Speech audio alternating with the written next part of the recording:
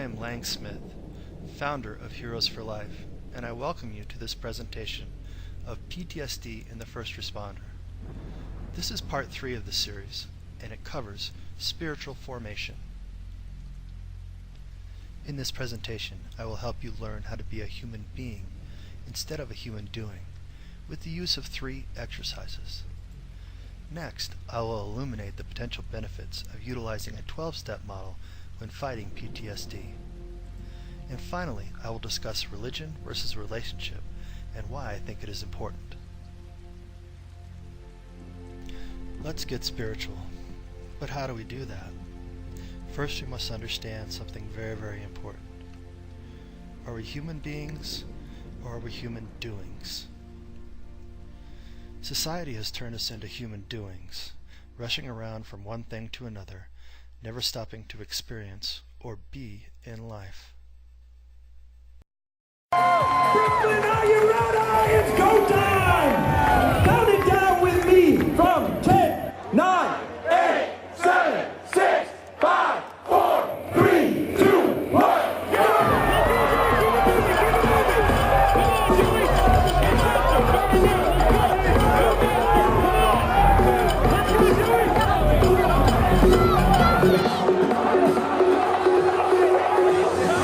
On the name of my guinea pig bullet and all that is holy, I have never seen a better crowd. Ladies and gentlemen, it is the Port of July!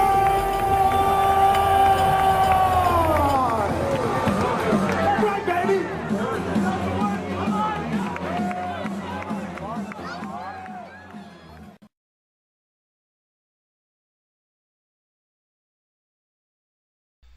Now, take a second and scan your body. What do you notice? Where do you notice it? Is this a familiar experience?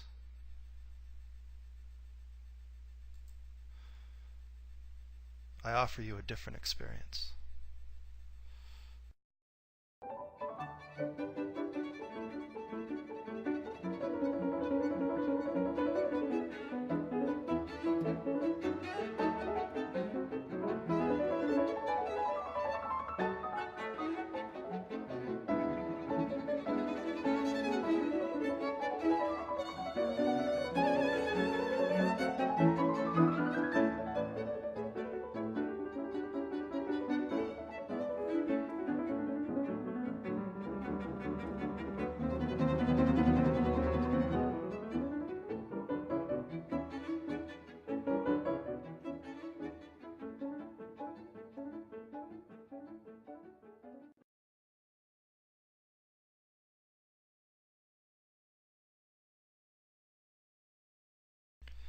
How do we learn how to be present? I'm going to use a paradigm I learned by taking a CPR class. It involves look, listen, and feel. In CPR, you are to get down next to your patient and look to see if they are moving. Next, you are to listen to hear if they are breathing. And finally, you are to feel for a pulse. But in this exercise, feeling refers to an internal sensation that one has. And now we're going to use those same skills of look, listen, and feel in this video demonstration of a lion. I want you to look at the lion. Really focus on the lion. What are your eyes drawn to? What do you notice?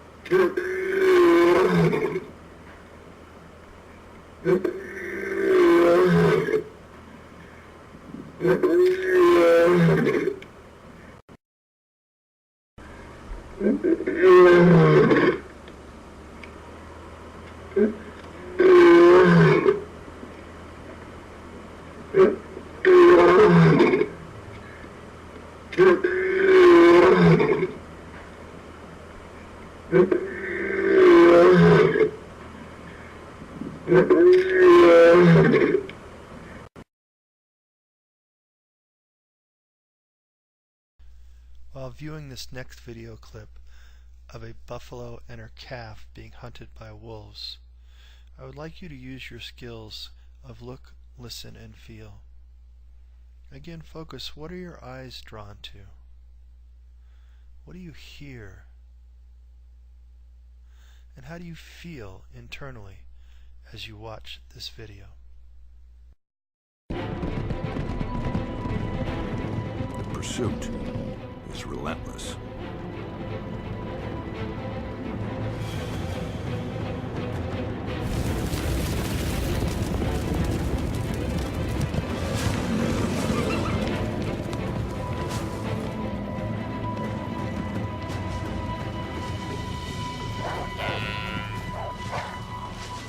The moment the wolves have been waiting for.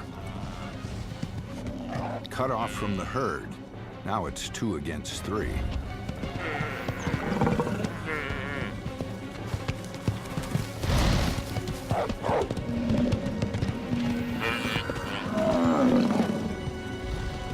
Every attempt to escape provokes a new attack.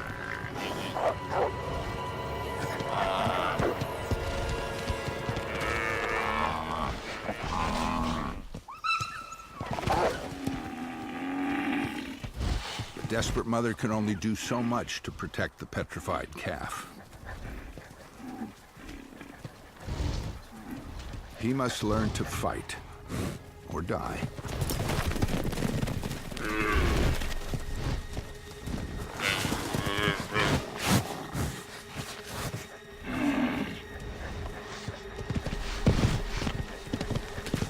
Wolves smell blood.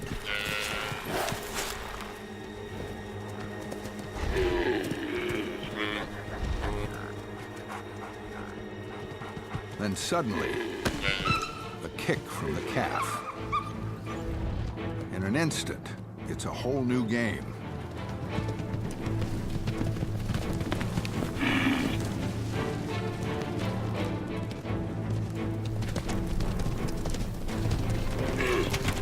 Now mother and calf move as one.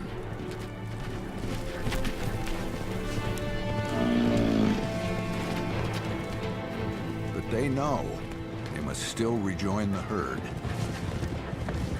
Somewhere ahead in the trees, they can hear the thunder of hooves.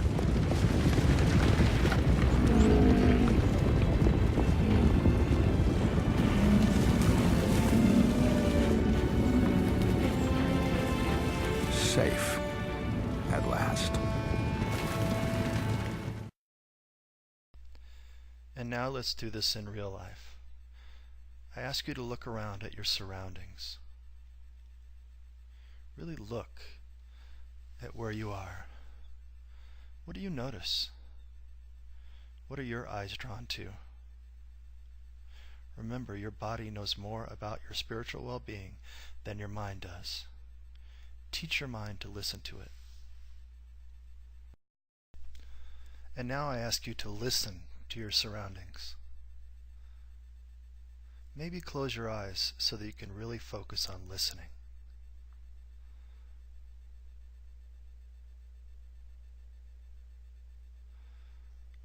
What catches your attention? What do you notice?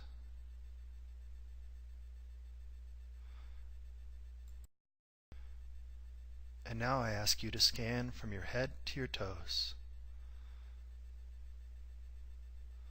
Slowly scanning. What do you notice? How do you feel?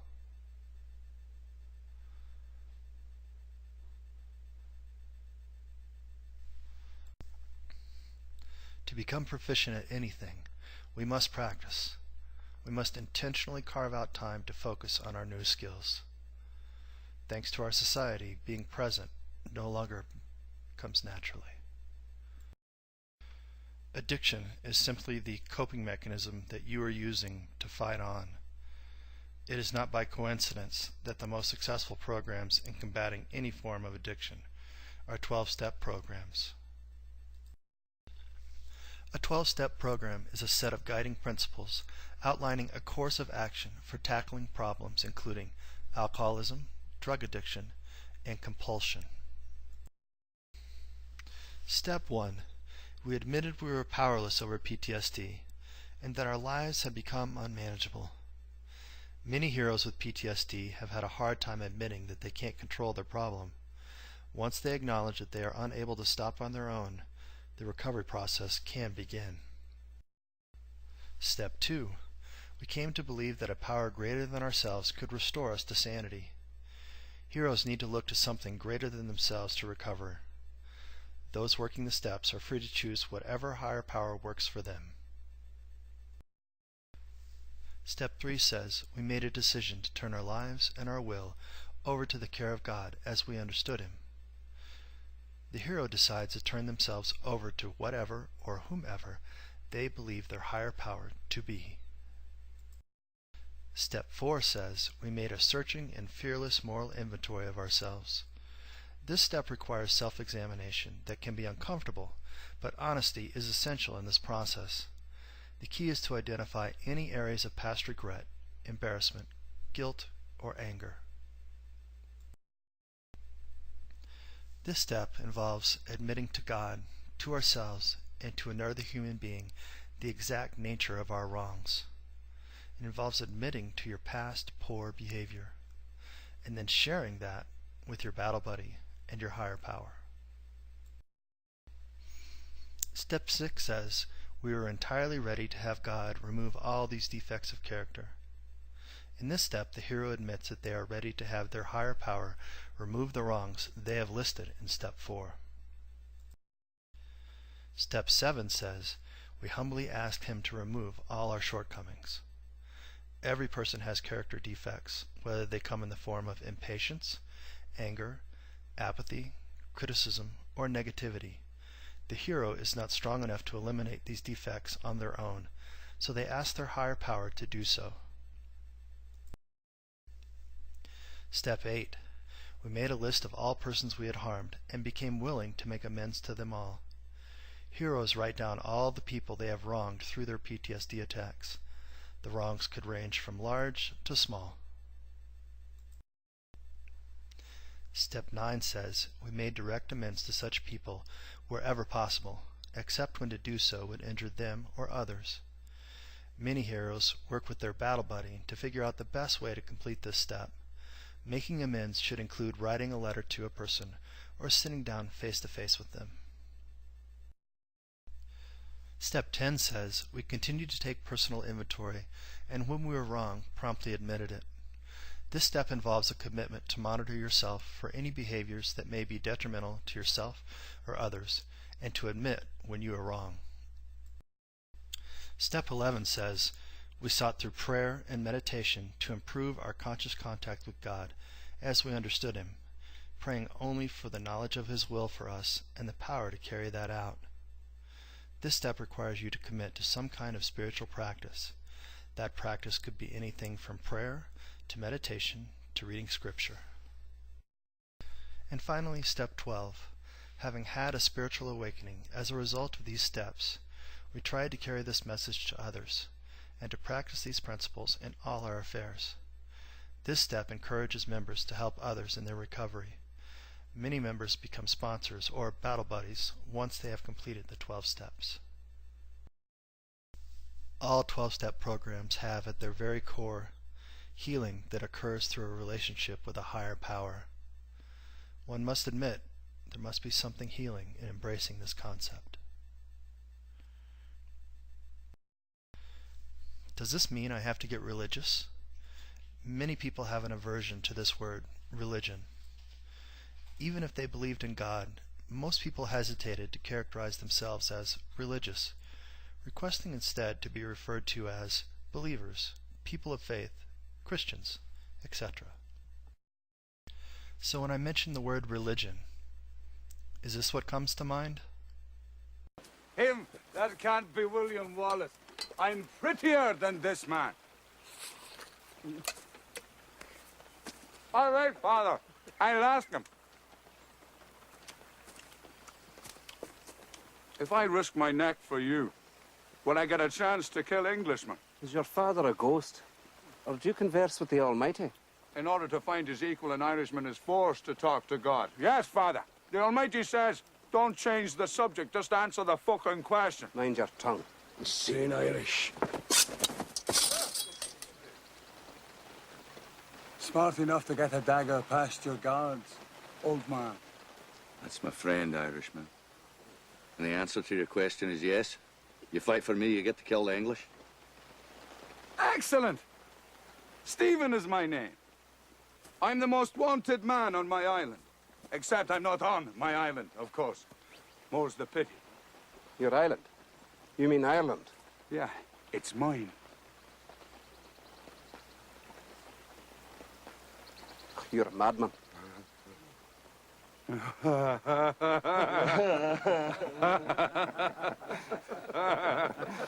I come to the right place then.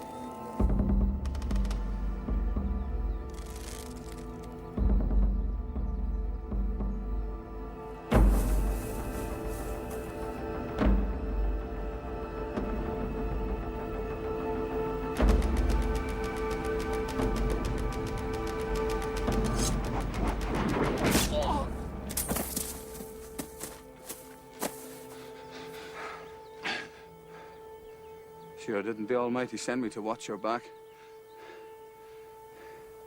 I didn't like him anyway. He wasn't right in the head.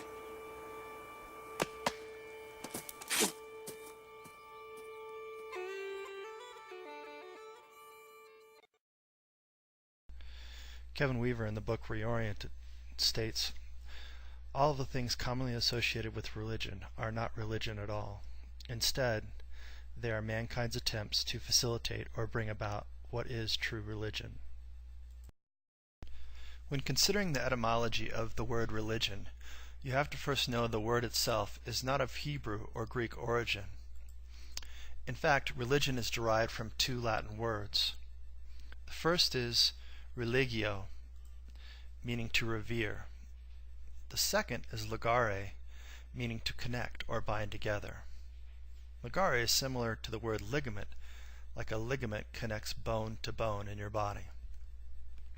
Reconnecting with your higher power should add to your joy, lift your burdens, and authentically demonstrate His power to transform the world around you for a higher kind of good. In religion, like any authentic relationship, the goal is not just learning about each other or doing activities together. The goal is actually connecting with each other. Religion, by very definition, is a tangible, meaningful, and direct encounter and relational connection. Personal joy and fulfillment is the goal of pure religion, not its opposition. When we have lost our joy, it should be one of the first indicators that we have lost our connection with God or higher power and are having an inferior religious experience. Healing, or post-traumatic growth, is manifested as a greater appreciation for life, more meaningful interpersonal relationships, and an increased sense of personal strength. You already know how to be a human doing. Be intentional with your practice of being a human being. Enjoy all that life has to offer. Embracing a higher power, or God, has been the foundational success for thousands of suffering people. Why would it not be equally as important here? In life, there are always two deals on the table. Continue what you've been doing and hope for a different outcome, which by definition is insanity. Or choose to embrace your situation and make some changes. Through knowledge, inform yourself as to what PTSD is and what it is not. Through experience, called therapy, unlock that bound-up beast known as PTSD and begin to experience life in a new way. Through spiritual formation, embrace your higher power and start to live the life He has in mind. In short, choose life. Heroes for life.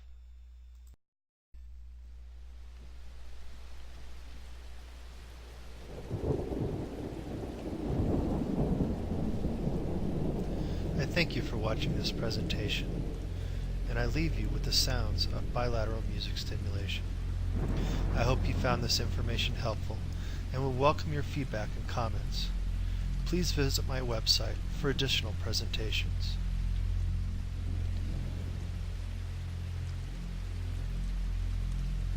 But before I go, I want to leave you with one message.